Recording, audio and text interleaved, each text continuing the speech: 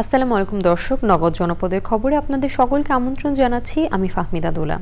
এখনকার এই সংবাদ আয়োজন একই সঙ্গে চ্যানেল আই এর ইউটিউব চ্যানেলে এবং চ্যানেল আই এর ওটিটি প্ল্যাটফর্ম আই স্ক্রিনে লাইভ স্ট্রিম হচ্ছে। মানিকগঞ্জের সিংগাইরে উত্তম আকাশ আলিফ হত্যা মামলায় ইমরান বিশু নামে এক যুবককে মৃত্যুদণ্ডাদেশ দিয়েছেন আদালত। একই সঙ্গে 50,000 টাকা অর্থদণ্ডও করা হয়েছে।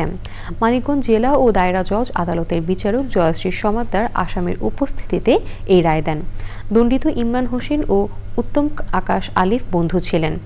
2020 সালের 17 ফেব্রুয়ারি রাতে আড্ডা দেওয়ার সময় আলিফের সাথে ইমরান বিশুর কথা কাটাকাটি হয়। এক পর্যায়ে ইমরান বিশু তার পরনের বেল্ট খুলে আলিফের গলায় পেঁচিয়ে শ্বাসরোধ করে হত্যা করে পালিয়ে যায়। পরদিন 18 ফেব্রুয়ারি সকালে সিংগাইরের চর গোরলা চকের ভেতর থেকে আলিফের মরদেহ উদ্ধার করে পুলিশ। ওই দিন সন্ধ্যায় সিংগাইর থানার এসআই আলমগীর হোসেন বাদী হয়ে মামলা করেন। মামলায় 18 জনের সাক্ষ্য গ্রহণের পর বিচারক রায় দেন। চট্টগ্রামে বাংলাদেশ নেভাল একাডেমিতে মিডশিপম্যান এবং ডাইরেক্ট এন্ট্রি অফিসারদের নিয়ে গ্রীষ্মকালীন রাষ্ট্রপতি কুচকাওয়াজ অনুষ্ঠান হয়েছে। কুচকাওয়াজ পরিদর্শন ও সালাম গ্রহণ করেন ভারতীয় নৌবাহিনী প্রধান অ্যাডমিরাল দীনেশ কুমার ত্রিপাঠী। তিনি বলেন, প্রধানমন্ত্রী শেখ হাসিনার দূরদর্শী নেতৃত্বে বাংলাদেশ ও ভারতের বন্ধুত্বপূর্ণ সম্পর্ক অভূতপূর্ব উন্নতি লাভ করেছে। এর আগে কুচকাওয়াজের মধ্য দিয়ে বাংলাদেশ নৌবাহিনীর 57 জন মিডশিপম্যান এবং 12 জন ডাইরেক্ট এন্ট্রি অফিসার সহ মোট 69 জন নবীন কর্মকর্তা কমিশন লাভ করেন। এর মধ্যে 9 জন মহিলা মিডশিপম্যান এবং 1 জন মহিলা ডাইরেক্ট এন্ট্রি অফিসার রয়েছেন। কুচকাওয়াজ অনুষ্ঠানে বিভিন্ন বিষয়ে সর্বোচ্চ মান অর্জনকারীদের পদক তুলে দেন ভারতীয় নৌবাহিনী প্রধান। I wish to congratulate each one of the 68 officers for successfully completing the rigorous training at the Academy, as also for your smart turnout, drill, appearance and enthusiasm. In fact, through an amicable resolution of our maritime boundary, India and Bangladesh have set an example for the world to follow. এবারে প্রতিনিধিদের পাঠানো তথ্য ও video চিত্র নিয়ে সাদিয়া উমরের report. BNP chairperson Begum Khaleda জিয়ার নিঃশর্ত মুক্তির দাবিতে যশোর টাউন হল মাঠে সমাবেশ করেছে জেলা বিএনপি। প্রধান অতিথি ছিলেন বিএনপির জাতীয় স্থায়ী কমিটির সদস্য গয়েশ্বর চন্দ্র রায়। একই দাবিতে ব্রাহ্মণবাড়িয়া জেলা বিএনপি আয়োজিত সমাবেশে প্রধান অতিথি ছিলেন বিএনপি চেয়ারপারসন বেগম খালেদা জিয়ার উপদেষ্টা জয়নাল আবেদিন ফারুক। বিএনপি চেয়ারপারসনের মুক্তির দাবিতে ভোলায় সমাবেশ করেছে জেলা বিএনপি। প্রধান অতিথি ছিলেন বিএনপি চেয়ারপারসনের উপদেষ্টা অ্যাডভোকেট মুজিবুর রহমান সরওয়ার। নোয়াখালীতে বিক্ষোভ সমাবেশ করেছে জেলা বিএনপি।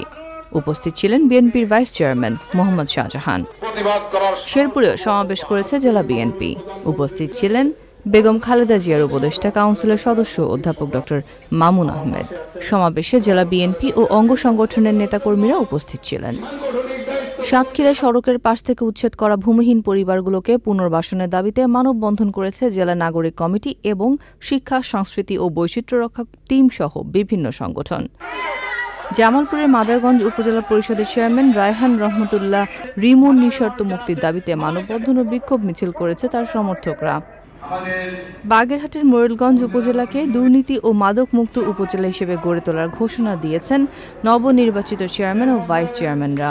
বিদায়ী চেয়ারম্যানের কাছ থেকে দায়িত্ব বুঝে নিয়ে পরিষদের প্রথম সভায় তারা এই ঘোষণা দেন। সিলেট স্টেট কলেজের মেধাবী শিক্ষার্থী ও সিলেট জেলা ছাত্রলীগ কর্মী আরিফ হত্যার প্রধান আসামি হিরর মাহমুদ নিপু সহ সকল আসামিকে গ্রেপ্তারের দাবিতে মানববন্ধন ও সমাবেশ করেছে সিলেট সচেতন মহল। নিহত ছাত্রলীগ কর্মী আরিফের মা আঁখি বেগমের সভাপতিত্বে মানববন্ধনে বক্তৃতা করেন জেলা জজ কোর্ট সিনিয়র আইনজীবী ওবায়দুর রহমান ও অন্যরা।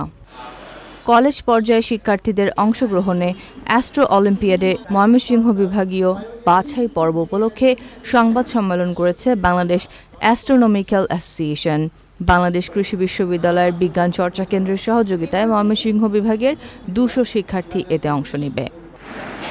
12 জুলাই অ্যাস্ট্রো অলিম্পিয়াডের বরিশালের বিভাগীয় বাছাই পর্ব উপলক্ষে বরিশালে সংবাদ সম্মেলন করেছে অ্যাস্ট্রোনমিক্যাল অ্যাসোসিয়েশন ও প্রকৃতি ও জীবন club. Jahanara Israel school and college ক্যাম্পাসে বিভাগীয় 200 শিক্ষার্থী এতে অংশ নিতে পারবে। সুনামগঞ্জ পৌরসভার 2024-2025 অর্থ বছরে 105,97,511 টাকার বাজেট ঘোষণা করেছেন পৌরসভার mayor Nader Bakht. Sadia Omar, channel I. দর্শক, এই ছিল নগদ জনপদের খবরে। এতক্ষণ আমাদের সাথে থাকার জন্য ধন্যবাদ সবাইকে।